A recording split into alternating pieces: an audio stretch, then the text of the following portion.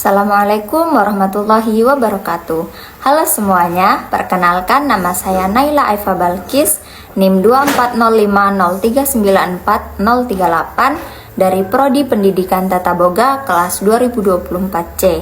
Di sini saya akan membawakan satu topik yang sangat relevan dengan kehidupan kita, yaitu bagaimana sih cara menjadi generasi Z yang inovatif sekaligus berakhlak mulia. Kita semua tahu kalau generasi Z ini lahir di tengah perkembangan teknologi. Kita sudah pasti sangat akrab sama yang namanya gadget, media sosial. Kemudian kita juga bisa mendapatkan informasi secara bebas dari sumber ataupun media manapun. Tapi yang jadi pertanyaannya adalah apa peran kita di sini? Apakah kita hanya menjadi penikmat teknologi atau justru sebagai pencetus solusi? Nah, karena kita hidup di zaman yang perkembangan teknologinya cukup pesat, untuk bersaing kita memerlukan yang namanya inovasi. Inovasi ini menuntut kita untuk selalu mencari solusi, berpikir kritis, berpikir kreatif, dan juga kita harus berani untuk mencoba hal-hal baru. Tapi inovasi ini bukan hanya tentang pemanfaatan teknologi, tapi inovasi juga berkaitan dengan memberikan manfaat untuk orang banyak. Contohnya, kita membuat konten-konten positif di media sosial.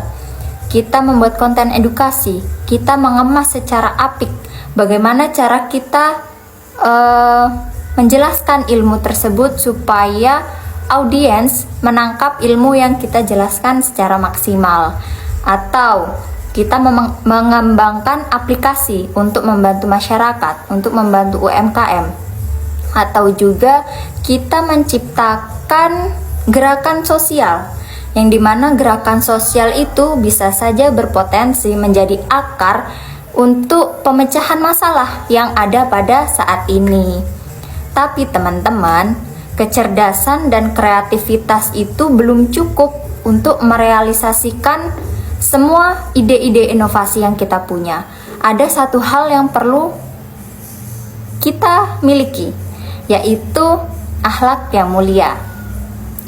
Coba bayangkan, kita melakukan inovasi, kita menggunakan teknologi tanpa ada etika di dalamnya, tanpa kita menerapkan etika dalam penggunaannya.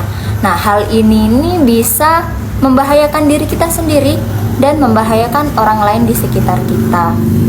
Contohnya, bisa saja kita menjadi pelaku penyebar hoax karena kita tidak bisa menyaring informasi yang kita dapatkan, atau kita bisa menjadi pelaku bullying di media sosial, atau karena kecerdasan yang kita punya nih, kita juga merugikan orang lain. Nah, maka dari itu akhlak yang mulia ini sangat diperlukan untuk menjadi pondasi, menjadi dasar kita untuk beretika dalam penggunaan teknologi.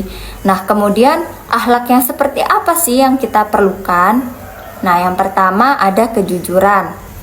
Yang kedua ada hormat kepada orang tua, hormat kepada guru, hormat kepada sesama. Yang ketiga bertanggung jawab. Bertanggung jawab atas inovasi yang sudah kita lakukan. Kemudian yang keempat ada peduli dengan sesama, peduli dengan lingkungan dan sosial. Karena tujuan inovasi tadi yaitu bermanfaat untuk semua orang. Nah, kemudian setelah kita mengamalkan akhlak-akhlak mulia tadi, yang keempat tadi, insya Allah inovasi yang akan kita lakukan yang dibarengi dengan akhlak yang mulia akan berjalan dengan lancar. Nah, maka dari itu, mari kita menjadi generasi Z yang berani berinovasi tetapi tetap rendah hati, cepat beradaptasi dengan teknologi tetapi tidak meninggalkan nilai-nilai agama dan budaya, berkontribusi terhadap kemajuan negara tetapi tidak melupakan rasa empati dan kepedulian. Teman-teman, kita adalah generasi masa depan bangsa. Kita yang memegang arah masa depan Indonesia. Kita punya potensi yang besar. Mari kita gunakan potensi yang kita punya ini untuk menjadi agen perubahan yang cerdas, menjadi agen perubahan yang kreatif dan berakhlak mulia. Seperti kata Bung Karno, beri aku 10 pemuda, maka akan kuguncang dunia. Semoga kita menjadi pemuda-pemudi yang bukan hanya mengguncang dunia dengan inovasi, tetapi juga menebar kebaikan dengan akhlak yang mulia. Sekian dari saya. Wassalamualaikum warahmatullahi wabarakatuh.